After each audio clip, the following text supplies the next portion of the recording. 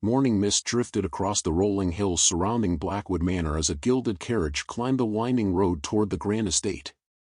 Inside sat Hazel Ashcombe, 22 years old, her gloved hands clasped tightly in her lap while memories of her childhood home lingered like fading sunlight.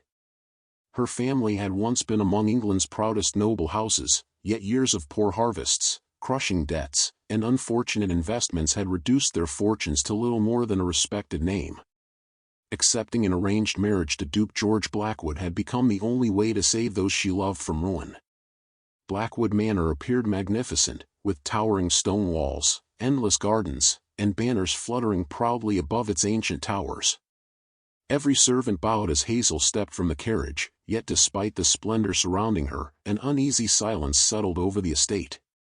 The house felt less like a home and more like a monument where joy had long ago been forgotten. George Blackwood, only 25, greeted his bride with flawless courtesy. Across England he was admired as a courageous duke whose bravery during recent military campaigns had earned him both respect and influence. Handsome, disciplined, and admired in every noble circle, he seemed every woman's dream. Yet behind his calm expression lived a heart that had never healed. Before duty demanded his marriage, he had loved Lady Vivian Ashford with complete devotion, and although circumstances had separated them, he had never truly released the past. Their wedding passed with elegant ceremony but little warmth. Nobles applauded the union while musicians filled the grand cathedral with triumphant melodies, though neither bride nor groom smiled with genuine happiness. Hazel fulfilled every tradition with quiet dignity, never revealing the ache growing inside her chest whenever George looked beyond her instead of at her. Late that evening, after the celebrations faded, George stood beside the tall bedroom window overlooking the moonlit gardens. Without turning toward his new wife, he spoke gently enough to avoid cruelty, yet firmly enough to remove every lingering hope. "You have my name, my protection, and my title," he said quietly. "But never ask for my heart." The words settled heavily between them. Hazel lowered her eyes before offering a faint smile that concealed far more pain than tears ever could. "I never wish to steal what someone else already owns," she answered softly. George nodded with visible relief, believing honesty kinder than false promises. Neither realized that those few sentences would shape every sorrow waiting ahead. The following weeks unfolded with calm routine. George devoted himself to estate affairs, parliamentary duties, and frequent journeys across neighboring counties, leaving Hazel to wander the enormous manor alone. Instead of surrendering to loneliness, she searched for purpose within its neglected corners. She discovered abandoned flower beds overtaken by weeds and personally restored them, planting white roses, lavender, and climbing ivy until forgotten paths blossomed once more. The gloomy greenhouse became filled with vibrant colors under her patient care. Elderly servants smiled whenever fresh flowers appeared in side rooms that had remained lifeless for years. Hazel also noticed the children of cooks, stable hands, and maids receiving little education. Without seeking recognition, she quietly sold several heirloom bracelets inherited from her grandmother and used the money to hire a retired village teacher. Soon cheerful laughter echoed from a small classroom inside an unused servants' hall. Among the estate workers lived old Thomas, the head gardener, whose failing health had left him nearly unable to walk. Most considered retirement inevitable, but Hazel visited him every afternoon, bringing herbal remedies, warm meals, and conversation. She listened to stories about the manor's happier days and encouraged him never to believe he had become a burden. Slowly his strength returned, and gratitude spread throughout the servant quarters. Before long, whispers followed Hazel wherever she walked. "Our angel Duchess," they called her with sincere affection. George noticed the remarkable change without fully understanding its cause. One violent evening thunder shook the manor while terrified horses kicked wildly inside the stables. Hearing frantic shouting, Hazel rushed through pouring rain before anyone could stop her. She spoke gently to each frightened animal until they gradually settled. George arrived moments later, astonished to find her soaked and shivering yet completely fearless. Without thinking, he removed his heavy coat and draped it over her shoulders. Their fingers brushed briefly as she accepted it. Neither spoke, but the silent exchange stirred something unfamiliar inside him. From an upstairs window, unseen by either of them, Lady Vivian watched with narrowed eyes. Returning to Blackwood Manor, she smiled coldly, already deciding that Hazel's growing place in the Duke's life would have to be destroyed before love had the chance to bloom. Lady Vivian wasted no time establishing herself within Blackwood Manor, behaving as though she had merely returned to reclaim a position that had always belonged to her. She laughed freely at George's side, interrupted household decisions made by Hazel, and subtly reminded every noble visitor that she had once been the woman expected to become Duchess. George, believing that maintaining peace required patience, ignored the growing tension, never realizing that his silence encouraged cruelty more effectively than words ever could. Hazel answered every insult with grace. When Vivian ordered rare white roses uprooted from the gardens Hazel had lovingly restored, she quietly planted new flowers beside the empty soil. When expensive blankets prepared for the village orphanage mysteriously disappeared, Hazel spent sleepless nights sewing replacements with the help of grateful maids. Every act of quiet resilience earned greater loyalty from the servants, while every failure to defend his wife pushed George further from the respect he unknowingly desired. Only Hazel carried one secret capable of changing everything. After weeks of quiet uncertainty, the family physician confirmed she was expecting a child. Joy filled her heart, yet fear quickly followed. She dreamed of telling George only after he had come to care for her naturally, never wanting him to remain beside her merely because duty demanded it. She treasured the tiny hope growing within her as both a blessing and a promise that loneliness would not last forever. Vivian soon noticed Hazel's unusual exhaustion and growing protectiveness over herself. Suspicion transformed into determination. She secretly bribed the physician with promises of wealth and influence, forcing him to conceal the pregnancy while falsely reporting that Hazel's health was merely delicate. The head maid accepted expensive jewels in exchange for planting forged love letters inside Hazel's writing desk. George's ambitious cousin, eager for favor, agreed to claim he had witnessed secret meetings between Hazel and an imaginary gentleman. Every lie strengthened the trap Vivian patiently assembled. The annual autumn banquet arrived beneath clear skies, bringing nobles from every corner of England to Blackwood Manor. Crystal chandeliers illuminated the magnificent dining hall while musicians performed graceful melodies that floated through the air. Hazel personally supervised every arrangement despite feeling increasingly weak. She greeted each guest with warmth, hiding her dizziness behind practiced elegance because she refused to embarrass the household she had vowed to protect. George observed her across the room several times throughout the evening. He noticed the tiredness in her eyes and the careful way she steadied herself against the back of her chair whenever no one seemed to be watching. Concern briefly crossed his face, but before he could approach, Vivian gently took his arm and diverted his attention with effortless charm. As the first course ended, Vivian rose slowly from her seat, lifting a folded bundle of letters for everyone to see. Conversation faded until only silence remained. Her smile carried the confidence of someone certain victory was already hers. "I believe our honored guests deserve to know why the Duchess appears so anxious tonight," she announced sweetly. "Perhaps these letters will explain." Gasps echoed through the hall as she handed several pages to nearby nobles. Forged declarations of forbidden affection passed from one table to another. George accepted the final letter with trembling hands. Every sentence suggested Hazel had maintained a secret romance throughout their marriage. He looked directly at his wife. "Hazel," he said quietly, "tell me this isn't true." She searched his face, hoping to find trust stronger than suspicion. Instead she found confusion already poisoned by doubt. Her heart broke with a calmness more painful than despair. "If you truly believe those papers over the woman standing before you," she replied softly, "nothing I say will matter." Vivian laughed before stepping beside Hazel. With one deliberate motion, she swept the Duchess's dinner plate onto the polished floor. Porcelain shattered across the hall, making several guests flinch. "Servants do not dine with nobles," Vivian declared coldly. "Leave this table." No one spoke. Every eye turned toward George. One word from him could end the humiliation. One gesture could protect his wife. Instead, uncertainty chained him to silence. Hazel understood everything in that unbearable moment. She slowly removed her wedding ring, the jeweled necklace bearing the Blackwood crest, and the elegant brooch marking her rank as Duchess.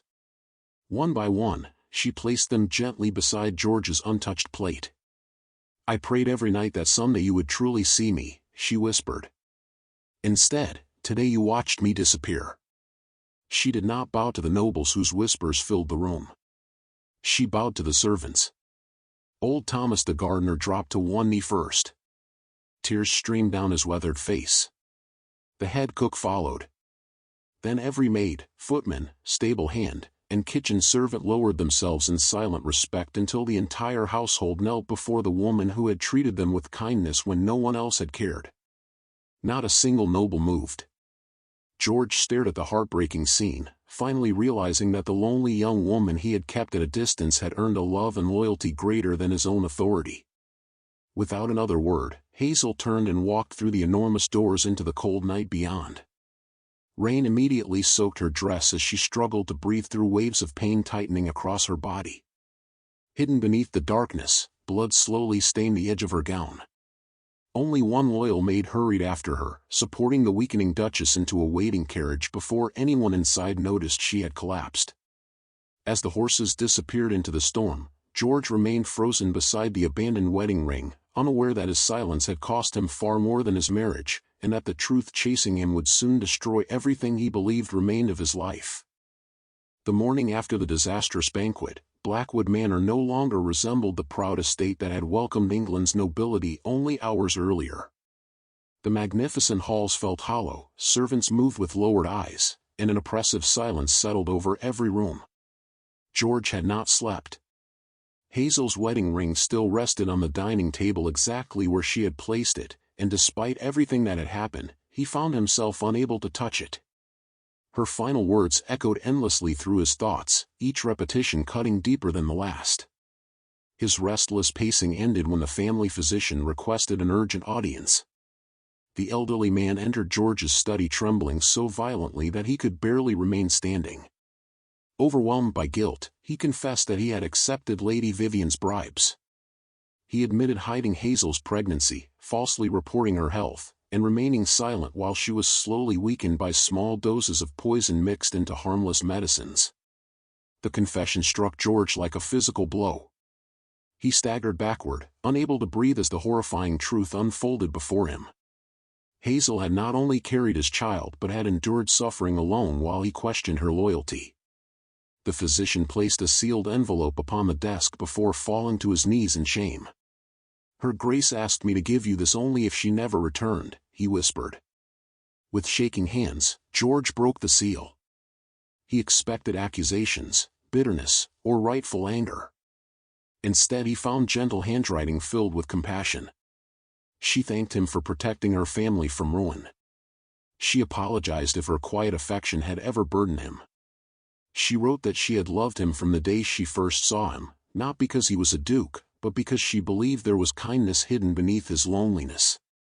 The final lines shattered what remained of his composure. "Please don't hate yourself forever. Love should never become another prison. If fate is merciful, I hope one day your heart finds the peace mine always wished for." George dropped to the floor, clutching the letter against his chest as grief consumed him. For the first time since childhood, the fearless Duke of Blackwood wept without restraint. Before his sorrow could settle, the manor's elderly butler requested permission to speak. Having served 3 generations of the Blackwood family, the old man possessed sharp instincts and unwavering loyalty. Disturbed by the previous night's events, he had quietly questioned servants throughout the estate before dawn. Their testimonies uncovered one disturbing secret after another. The forged letters had been planted by the head maid. George's ambitious cousin admitted accepting money to support Vivian's lies. Stable workers confessed seeing strangers near the barn on the night of the fire. Receipts hidden inside Vivian's room revealed payments for rare poisons purchased under false names. Piece by piece, every deception collapsed beneath undeniable evidence. George confronted Vivian in the drawing room before the household staff. Even then she refused to repent, insisting Hazel had stolen the life that should have belonged to her. She declared that everything she had done was justified because love demanded sacrifice. George looked at the woman he had once believed he loved and realized he no longer recognized her. The admiration he had protected for years vanished completely. He summoned local magistrates, presented every piece of evidence, and watched silently as Vivian was arrested. She screamed promises of revenge while being escorted from Blackwood Manor, but no one came to her defense. Her beauty remained unchanged, yet every illusion surrounding it had finally been stripped away. Justice brought no comfort. George abandoned lavish parties, hunting trips, and political ambitions. The only purpose left in his life was finding Hazel before regret became permanent. He rode across England, visiting villages, churches, hospitals, orphanages, and remote estates where travelers claimed a compassionate young widow had recently offered help. Every hopeful lead dissolved into disappointment. Months became years. He sold prized horses, priceless paintings, and inherited jewels to continue financing the search, caring little that his once enormous fortune steadily disappeared. His title still commanded respect, but inside he considered himself a man who had already lost everything worth possessing. Far from Blackwood Manor, Hazel survived because one loyal maid had carried her through the storm to a quiet village hidden among green valleys. Skilled physicians saved both her life and the lives of her unborn children after weeks of careful treatment. Choosing to leave the past untouched, she adopted the name Lady Grace and began building a peaceful existence. She established a modest school where poor children learned beside the sons and daughters of farmers. She converted an abandoned cottage into a free clinic for the sick and elderly. She welcomed abandoned children into a warm orphan home filled with laughter rather than fear.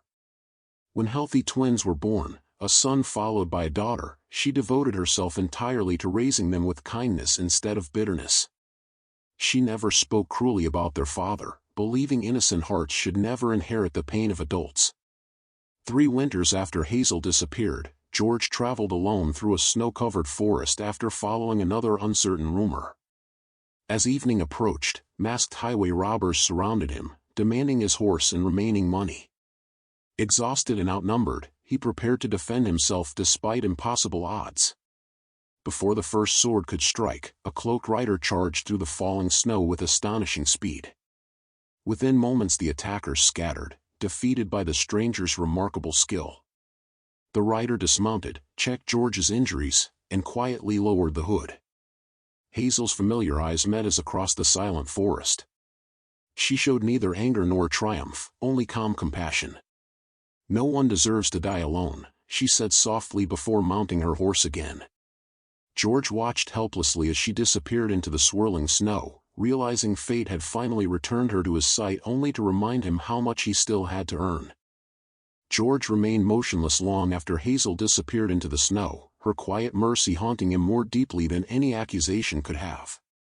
She had rescued the man whose silence had shattered her life, expecting nothing in return. At dawn he followed the faint tracks left by her horse until they disappeared near a peaceful village surrounded by gentle hills. Refusing to intrude, he rented a modest room at the local inn and watched from a respectful distance, determined that his next choices would be guided by humility instead of pride. Within days he discovered why every face in the village brightened whenever Hazel appeared. Children ran toward her carrying books from the little school she had founded. Elderly widows greeted her with heartfelt embraces because she never allowed them to face hardship alone. Farmers accepted her advice as readily as they accepted the village physicians. Orphan boys proudly carried baskets of vegetables from gardens she had planted, while young girls followed her with flowers woven into their hair. No one addressed her by title, yet everyone affectionately called her, "Our Duchess," because kindness had earned what nobility alone never could. George soon met the twins without realizing who they were. The lively boy introduced himself as Ethan before proudly showing a carved wooden horse he had made with the village carpenter.